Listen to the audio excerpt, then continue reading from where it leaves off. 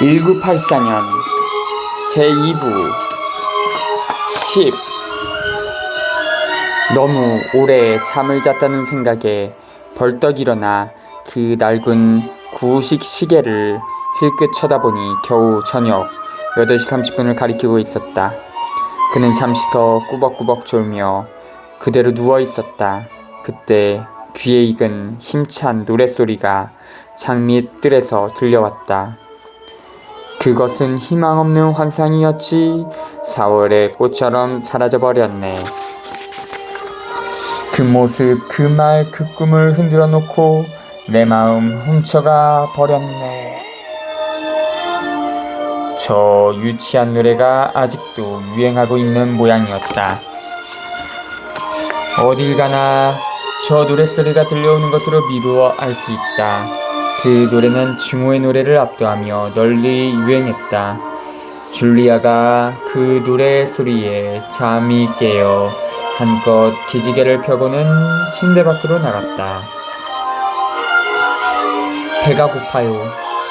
커피나 좀 끓여 마셔요. 저런. 스토브의 불이 꺼졌네. 물이 식었어요. 그녀는 오일 스토브를 흔들어 봤다. 석유가 떨어졌군요. 제링턴 영감한테 조금 얻을 수 있을 거요. 바보같이 석유가 가득 차 있는 줄만 알았어요. 이제 옷을 입어야겠어요. 날씨가 추워진 것 같군요. 윈스턴도 일어나서 옷을 입었다. 저 지칠 줄 모르는 목소리가 다시 노래를 계속하고 있었다. 시간이 모든 걸 아물게 한다지만 사람은 모든 걸 잊을 수 있다지만 눈물과 웃음이 해마다 엇갈려 아직도 내 가슴 아프게 하네. 윈스턴은 제복에 허리띠를 쬐면서 창문 쪽으로 어슬렁거리며 걸어갔다. 태양은 집 뒤쪽으로 넘어간 모양이었다. 뜰에는 더 이상 햇빛이 비치지 않았다. 앞마당의 보석은 물로 씻어낸 것처럼 젖어 있었고 하늘 역시 깨끗이 닦아놓은 듯 굴뚝의 연기구멍 사이로 내다보이는 그 푸르름이 싱싱하고 투명한 느낌을 주었다. 아낙네는 지치지도 않고 앞뒤로 왔다 갔다 하면서 입을 벌렸다 오므렸다 할 때마다 노랫소리도 끊겼다 이어졌다 했다. 그러면서도 입에서는 빨래집게가 그치지 않고 빠져나왔다. 저 여자는 살아있는 동안 끊임없이 빨래를 하지 않을까. 아니면 30명이나 되는 손자들의 뒤치다거리나 하면서 일생을 보내는 게 아닐까 하고 윈스턴은 궁금한 생각이 들었다. 줄리아가 다가와 그 옆에 섰다. 두 사람은 창 밑에 억센 아낙네의 모습을 넋을 잃고 내다봤다. 굵직한 발뚝이 빨랫줄을 향해 뻗쳐 올라가고 힘센 앞말 같은 엉덩이가 불쑥 튀어나온 아낙네의 개성있는 자태를 눈여겨보면서 윈스턴은 처음으로 그녀가 아름답다는 것을 절실하게 느꼈다. 50대 여성의 몸뚱이가 저토록 아름답다는 것을 예전에는 한 번도 생각해 본 적이 없었다. 몸집은 애를 낳아 북통처럼 부풀어 오르고 고된 일로 인해 너무 자란 순무 이파리처럼 차츰 시들어 빠지면서 딱딱하고 거칠어지긴 했지만 거기엔 특별한 아름다움이 남아있었다. 하무렴 그렇고 말고 그렇지 말란 법은 없지 않은가? 라고 윈스턴은 생각했다. 강판으로 긁어놓은 것 같은 시뻘건 피부하며 화강암 덩어리처럼 단단하고 윤곽 없는 몸뚱이는 처녀의 몸매에 비교하면 마침 장미 열매와 장미꽃과의 관계를 연상하게 했다. 그렇지만 왜 열매가 꽃보다 못하단 말인가? 저 여자는 아름답군. 윈스턴이 혼잣말처럼 중얼거렸다. 엉덩이 사이즈가 1m는 되겠어요. 줄리아가 대꾸했다. 그게 저 여자가 지닌 아름다움의 특징이야. 윈스턴은 줄리아의 나긋나긋한 허리를 팔로 껴안았다. 엉덩이에서 무릎까지 이르는 그녀의 허벅지 깨가 그의 몸에 찰싹 달라붙어 있었다. 그들 두 사람 사이에서는 절대로 아기가 생기지 않을 것이다. 그것만은 결코 그들이 할 수 없는 일이었다. 그런 말을 입 밖에 꺼내지 않아도 서로의 마음과 마음을 통하여 그들은 그 비밀을 전할 수 있었다. 저 밑에 있는 아낙네는 하찮은 정신 따위는 갖지 않았지만 억센 팔뚝과 따스한 심장과 기름진 아랫배를 가지고 있었다. 저 여자는 얼마나 많은 아이를 낳았을까? 윈스턴은 궁금하게 생각했다. 적어도 10명쯤 되리라. 그녀도 아마 1년쯤은 야생의 들장미처럼 잠깐 꽃을 피웠다가 그 후에 갑자기 달콤한 과일처럼 부풀어 오르고는 이내 딱딱해지고 새빨개지고 거칠어져서 남은 인생을 빨래하고 설거지하고 바느질하고 요리하고 청소하면서 처음엔 자기 자식을 위해 다음은 손자들을 위해 그 일을 되풀이해 왔을 것이다. 그런 인생의 마지막에 이르렀어도 그녀는 여전히 노래 부르고 있다. 그녀에게 느끼는 신비로운 존경심이 굴뚝 구멍 너머로 구름한정 없이 끝없이 펼쳐진 해맑은 하늘과 어우러졌다. 이곳과 마찬가지로 저 하늘이 유라시아나 동아시아에서도 누구의 눈에나 똑같이 보일 거라고 생각하니 미묘한 느낌이 들었다. 게다가 저 하늘 밑에 사는 사람들도 모두 똑같으리라. 전 세계 어느 곳이나 수억 수십억의 사람들이 이곳 사람들과 똑같고 서로의 존재를 의식하지 못한 채 징후와 허위의 장벽으로 분리되어 있지만 다른 점이라고는 하나도 없다. 이 사람들은 생각하는 것을 잊어버렸어도 그들의 심장과 배와 근육 속에는 언젠가 세계를 전복시킬 힘이 축적되어 가고 있는 것이다. 이 세상에 희망이 남아있다면 그것은 프롤레타리아 속에 있다. 그 책의 끝부분을 읽지 않더라도 그것은 골드슈타인의 마지막 메시지임에 틀림없었다. 미래는 프롤레타리아의 것이다. 그들의 시대가 오면 그들이 건설하는 세계는 당이 건설한 세계와는 달리 이 윈스턴 스미스로 하여금 이질감을 느끼지 않도록 할 수 있을까? 그렇다. 그 세계는 건전한 정신을 지니고 있을 것이기 때문이다. 빠르든 늦든 그런 세계는 반드시 올 것이다. 완력은 의식으로 바뀔 것이다. 프롤레타리아는 사멸하지 않는다. 저 뜰 안에 건장한 아낙네를 볼 수 있는 한 그 사실은 의심할 여지가 없다. 결국 깨어나는 날이 도래할 것이다. 그날이 올 때까지 비록 1000년이 걸린다 하더라도 당이 나누어 갖거나 말살시킬 수 없는 생명력을 몸에서 몸으로 전하며 하늘을 나는 새처럼 온갖 잡다한 악조건을 견디며 살아남을 것이다. 우리가 처음 만나던 숲속에서 우리를 향해 지저귀던 개똥 집박이를 기억하고 있어? 윈스턴이 물었다. 그 새는 우리를 보고 지저긴 건 아니에요. 줄리아가 대답했다. 혼자 흥겨워서 지저긴 거죠. 참 그것도 아니에요. 그건 지저긴 것 뿐이에요. 새들은 노래한다. 프롤레타리아도 노래한다. 그러나 당신은 노래하지 않는다. 전 세계를 통하여 런던과 뉴욕에서 아프리카와 브라질에서 국경을 넘어 왕래가 금지된 신비로운 땅에서 파리와 베를린의 거리에서 끝없이 펼쳐진 러시아 평원의 시골 마을에서 중국과 일본의 장바닥에서 그 어느 곳에서나 태어나서 죽을 때까지 힘들게 일하고 아이를 낳느라 괴물같이 되어버린 결코 정복당하지 않는 굳건한 몸집을 한 아낙네들이 버티고 서서 여전히 노래를 부를 것이다. 적센 허리에서 언젠가는 의식을 가진 인종이 태어날 것이다. 너는 죽을 몸이다. 그러나 그들이 육체를 간직하고 살아가듯이 네가 정신을 간직하고 살아간다면 너도 그 미래에 참여할 수 있을 것이다. 그리고 둘 더하기 둘은 넷이라는 비밀의 원칙을 전할 수가 있을 것이다. 우린 죽은 몸이야. 윈스턴이 말했다. 그래요. 우린 죽은 몸이에요. 줄리아가 마지못해 대꾸했다. 너희들은 죽은 몸이야. 등 뒤에서 금스승의 음성이 들렸다. 그들은 깜짝 놀라 서로 떨어졌다. 윈스턴의 내장이 얼음같이 싸늘하게 얼어붙었다. 줄리아의 눈에 홍채 주위가 새하얘진 것이 보였다. 그녀의 얼굴이 샛노래졌다. 아직도 두 뺨에 묻어있는 연지 자국이 피부에서 분리된 것처럼 뚜렷이 튀어나와 보였다. 너희들은 죽은 몸이다. 금소성의 음성이 같은 말을 되풀이했다. 저 그림 뒤에서 나는 소리예요. 줄리아가 숨을 죽이며 말했다. 그림 뒤다. 그 음성이 다시 말했다.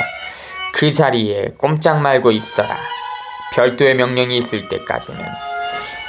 결국 올 것이 오고야 말았다. 마침내 시작된 것이다. 그들은 꼼짝 않고 서로의 눈을 들여다볼 수밖에 없었다. 살아남기 위해서 이 집을 빠져나가기엔 너무 늦었다. 아니, 그럴 생각마저 떠오르지 않았다. 벽에서 흘러나오는 저 금속성의 음성에 거역한다는 것은 생각조차 할 수 없는 일이었다. 고리가 빠져 달아나는 것처럼 찰칵하는 소리와 함께 유리 깨지는 소리가 들렸다. 그림이 마룻바닥으로 떨어지면서 그 뒤에 감춰진 텔레스크린이 나타났다. 이제 그들이 우리의 모습을 볼 수 있게 됐어요. 줄리아가 말했다. 이제 우린 너희들을 볼 수 있다. 그 음성이 말했다. 방 한가운데 나와서 서라. 서로 등을 돌리고 말이야.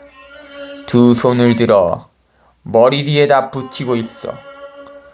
서로 몸을 대면 안 돼. 그들이 몸을 대지 않고 있는데도 윈스턴에겐 줄리아의 몸뚱이가 흔들리고 있는 것처럼 느껴졌다. 아니면 단순히 그 자신이 몸뚱이가 흔들리고 있는지도 몰랐다. 그는 이빨이 덜덜 떨리는 것을 간신히 참을 수 있었지만 무릎이 제멋대로 흔들리고 있었다. 집 안팎에서 저벅거리는 구둣발 소리가 들려왔다. 앞마당에 사람들이 가득 차 있는 모양이었다. 마당의 보석 위에서 뭔가가 끌려가는 소리가 들렸다. 아낙네의 노랫소리도 뚝 그쳐버렸다.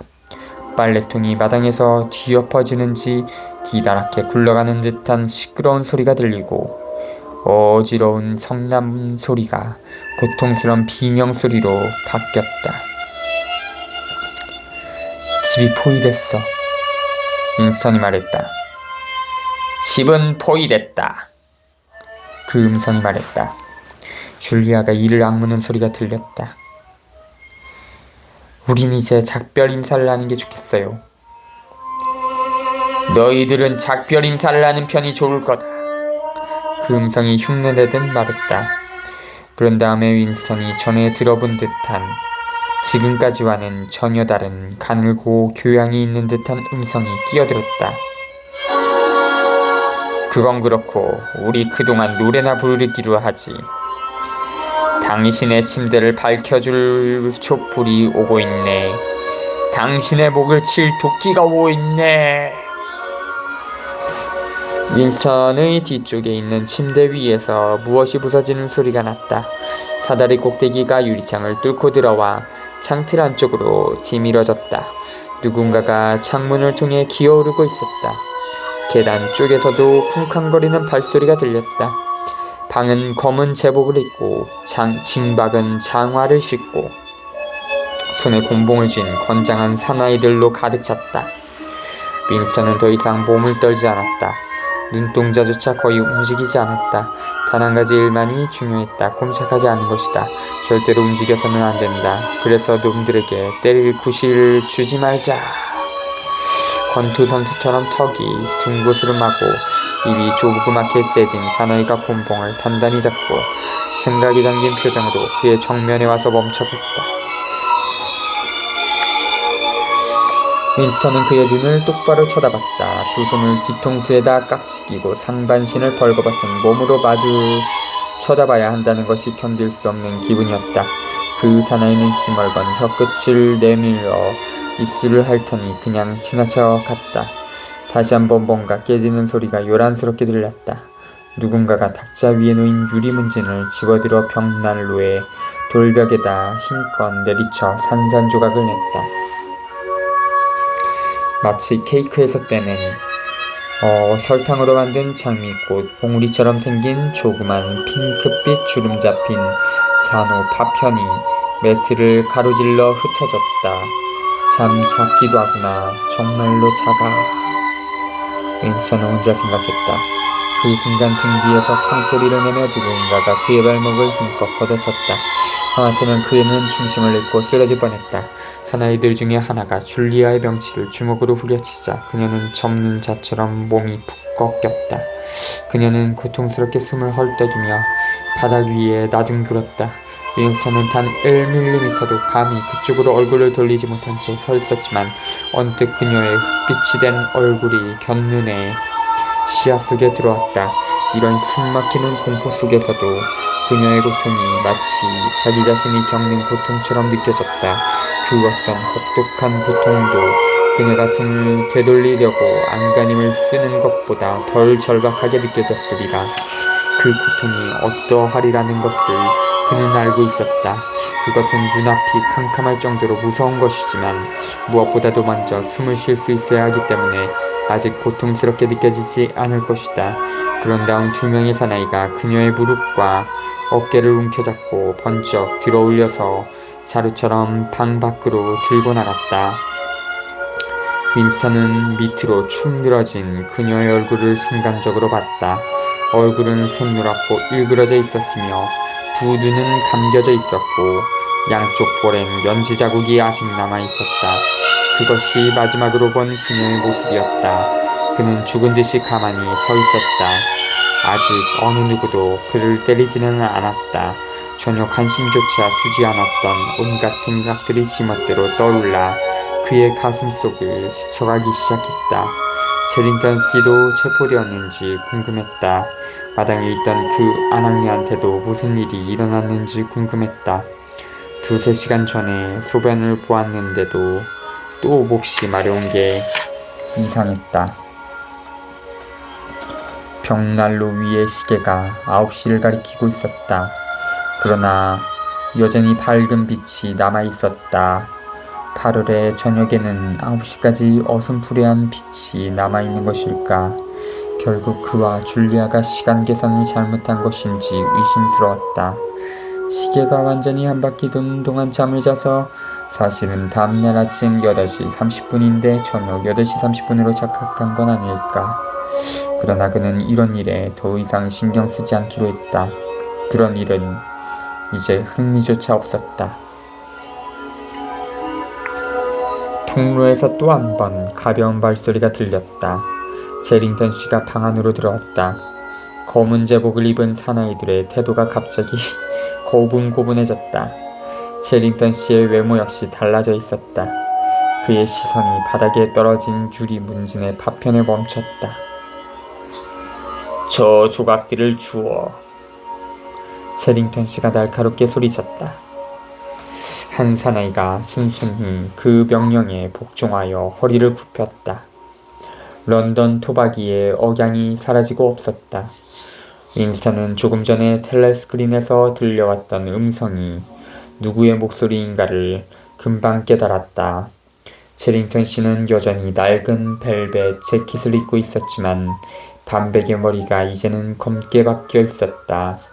안경 역시 쓰고 있지 않았다. 그는 윈스턴의 신원을 확인이라도 하려는 듯이 단 한 번 날카롭게 쏴보고 나서는 관심조차 두지 않았다. 옛날의 모습이 아직 남아있긴 했지만 더 이상 동일인이라고는 생각할 수 없었다. 허리를 꽂고 싶어서 그런지 키가 더 커 보였다. 얼굴도 약간만 변형시킨 것 같은데 전혀 딴 사람으로 보였다. 검은 눈썹은 숱이 적어졌고 주름살은 씻은 듯이 사라졌으며 얼굴의 윤곽마저 바뀐 것 같았다. 코도 더 짧아 보였다. 그것은 35세쯤에 빈틈없고 냉혹한 얼굴이었다. 윈스턴은 난생 처음으로 사상경찰의 일원을 자세하게 살펴봤다는 생각이 들었다.